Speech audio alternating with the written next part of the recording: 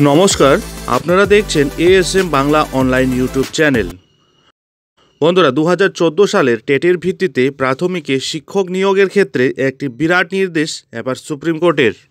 হ্যাঁ বন্ধুরা, পুরো বিষয়টি জানতে ভিডিওটি শুরু থেকে শেষ পর্যন্ত অবশ্যই দেখুন এবং চ্যানেলে নতুন হলে চ্যানেলটিকে সাবস্ক্রাইব করে বেল আইকনটি বাজিয়ে অল নোটিফিকেশন অন করে দিন। বন্ধুরা, 2014 সালের টেটের ভিত্তিতে প্রাথমিকের শিক্ষক নিয়োগের ক্ষেত্রে উঠে এসেছে একটি গুরুত্বপূর্ণ আপডেট। প্রাথমিক শিক্ষক নিয়োগের ক্ষেত্রে কলকাতা হাইকোর্টের তৎকালীন বিচারপতি অভিজিৎ গঙ্গোপাধ্যায়ের এবং ডিভিশন বেঞ্চের রায়কে খারিজ করে দিল শীর্ষ আদালত। বন্ধুরা, 2014 সালের টেটের ভিত্তিতে প্রাথমিকে শিক্ষক নিয়োগের ক্ষেত্রে ৩,৯২৯টি শূন্য পদ নিয়ে তৈরি হয়েছিল জটিলতা। এই নিয়ে এই মামলা কলকাতা হাইকোর্টের সিঙ্গল বেঞ্চ এবং পরে ডিভিশন বেঞ্চ হয়ে সুপ্রিম কোর্টে আসে। এবার সেই মামলার শুনানিতে সুপ্রিম কোর্ট সাফ জানিয়ে দিল প্যানেলের মেয়াদ শেষে কোনো নিয়োগ নয়। 2020 প্রক্রিয়ার নিয়োগে দাড়ি টানল এবার শীর্ষ আদালত। 2020 নিয়োগ প্রক্রিয়ায় রয়ে যাওয়া শূন্য পদে কোনো নিয়োগ নয়। প্রসঙ্গত, 2016 সাল এবং 2020 সালে 2014 সালে টেটের উপর ভিত্তি করে নিয়োগ হয়। 2020 সালে 16,500 পদে শিক্ষক নিয়োগের কথা বলা হলেও সব পদে নিয়োগ হয়নি। আদালতের একটি মামলায় জানা যায় 12,000 পদে নিয়োগ হয়েছে। 3,929টি পদে নিয়োগ বাকি থেকে যায়।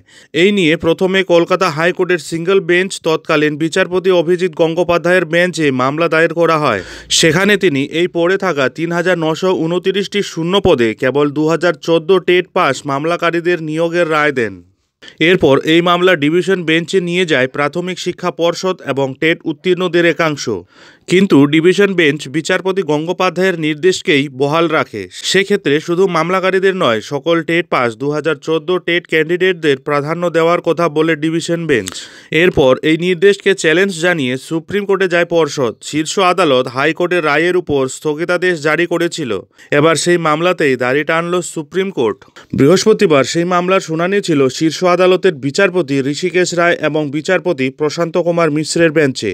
আদালত জানিয়েছে ভবিষ্যতের শূন্য পদের সঙ্গে ওই 3,929টি পদ যুক্ত করে দেওয়া হবে।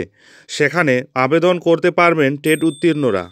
বন্ধুরা, 2014 সালে টেটের ভিত্তিতে 2016 এবং 2020 সালে দুটি নিয়োগ প্রক্রিয়া সম্পন্ন হয়েছিল। 16,500 শূন্য পদে নিয়োগের বিজ্ঞপ্তি দেয় প্রাথমিক শিক্ষা পর্ষদ, কিন্তু অভিযোগ ওই শূন্য পদ পুরোটা পূরণ করা হয়নি। 3,929টি পদ খালি রয়েছে। এই মামলায় কলকাতা হাইকোর্টের তৎকালীন বিচারপতি অভিজিৎ গঙ্গোপাধ্যায় নির্দেশ দিয়েছিলেন মামলাকারীদের মেধার ভিত্তিতে ওই পদে নিয়োগ করা হবে। এরপর এই মামলা ডিভিশন বেঞ্চে যায়। সেক্ষেত্রে শুধু মামলাকারীদের নয়, সকল টেট পাস 2014 টেট ক্যান্ডিডেটদেরকে প্রাধান্য দেওয়ার কথা বলে ডিভিশন বেঞ্চ। এরপর এই মামলা সুপ্রিম কোর্টে যায়। প্যানেলের মেয়াদ শেষে কোনো নিয়োগ নয় নির্দেশে সাফ জানিয়ে দিল সুপ্রিম কোর্ট। নির্দেশ বিচারপতি ঋষিকেশ রায়ের বেঞ্চের। 2020 প্রক্রিয়ার নিয়োগে দাড়ি টানল শীর্ষ আদালত। 2020 নিয়োগ প্রক্রিয়ায় রয়ে যাওয়া শূন্য পদে কোনো নিয়োগ নয়। এরপরেই দীর্ঘদিন ধরে রাস্তায় বসে থাকা যোগ্য আন্দোলনকারীদের স্বপ্ন যেন ভেঙে চুরমার হয়ে গেল শীর্ষ আদালতের রায়ের ফলে। কলকাতা হাইকোর্টের প্রাক্তন বিচারপতি অভিজিৎ গঙ্গোপাধ্যায়ের রায়ে খানিকটা স্বস্তি পেলেও এবার সেই স্বপ্ন যেন স্বপ্নই রয়ে গেল। যাই হোক বন্ধুরা, এখন এ পর্যন্তই।